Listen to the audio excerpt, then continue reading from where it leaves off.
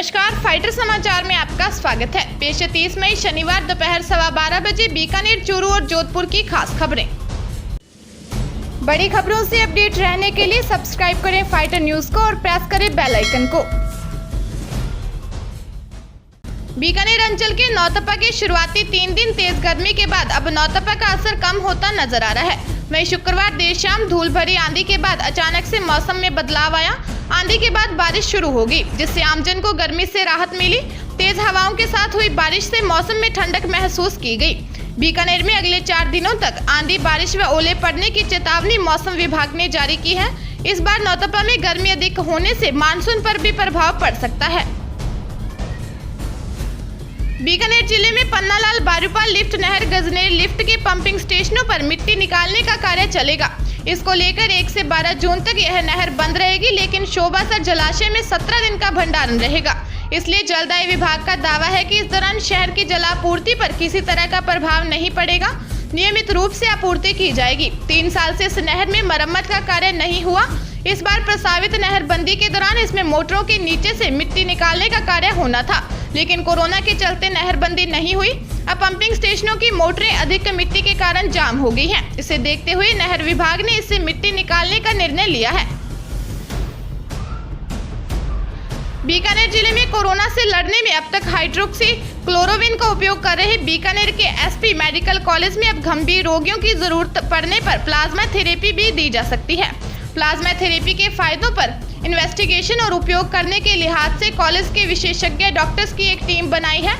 Indian council of medical research को इसके लिए प्रस्ताव भेजा है, जिस पर जल्द मंजूरी मिलने की उम्मीद है।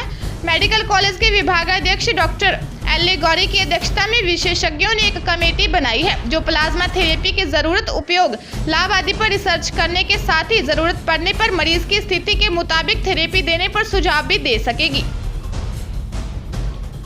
बीकानेर में कोरोना रोगी बढ़ने के साथ ही अच्छी बात यह है कि हर दिन पॉजिटिव रोगियों की ठीक होने की खबरें भी आ रही हैं। शुक्रवार को भी सुनारों के गुवाड़ में 2 रोगियों की नेगेटिव रिपोर्ट आने के बाद उन्हें कोविड हॉस्पिटल से छुट्टी देकर क्वारंटाइन सेंटर भेज दिया गया। इन 2 के साथ अब तक 50 पॉजिटिव व्यक्ति ठीक होकर हॉस्पिटल से छुट्टी ले चुके हैं। वहीं मेडिकल कॉलेज में हर दिन जाँच की सुविधाएं बढ़ती जा रही है।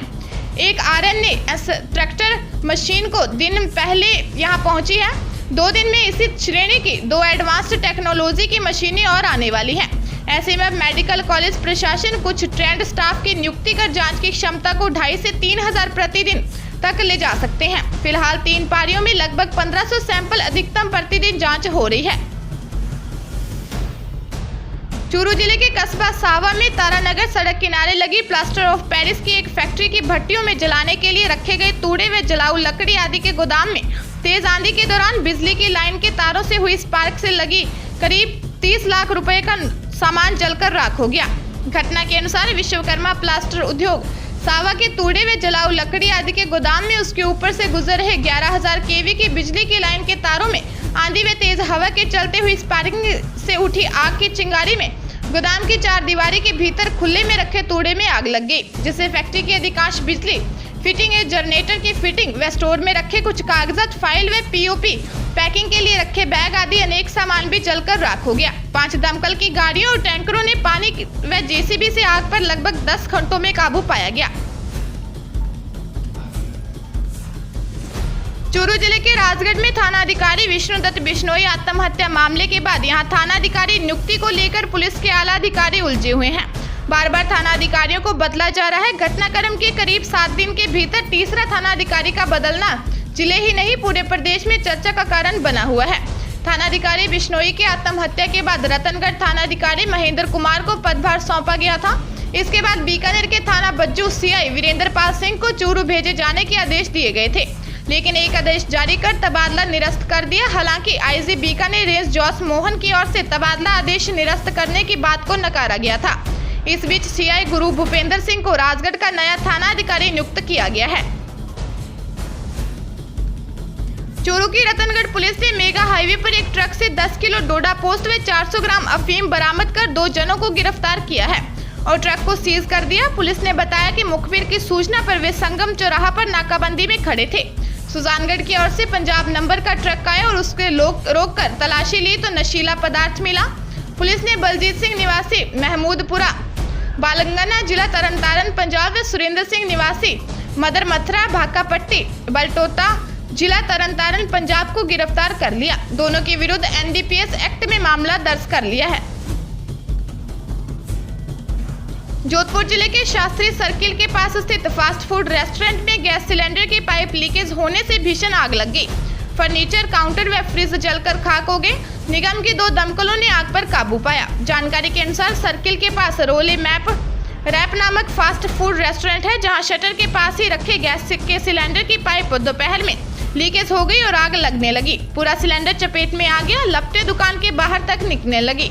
आसपास के दुकानदारों में एक बारगी खौफ व्याप्त हो गया। 2 दमकलों से कुछ ही देर में आग पर काबू पा लिया गया।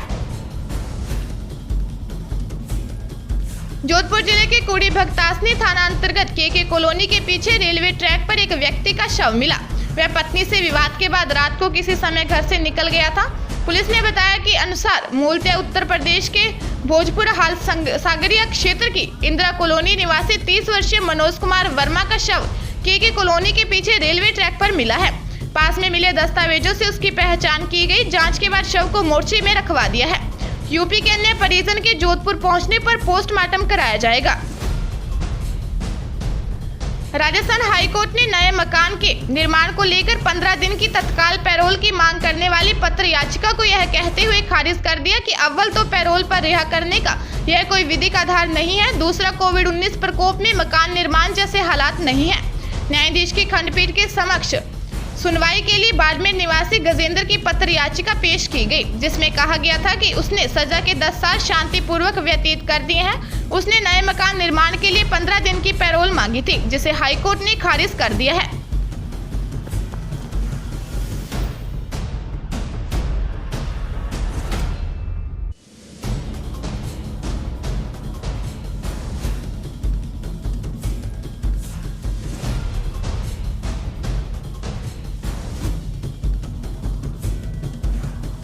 ताजा तरीन खबरों के लिए फाइटर न्यूज को सब्सक्राइब करें और बेल आइकन को प्रेस करें ताकि नई न्यूज अपडेट होते ही आपके फोन की घंटी बज जाए।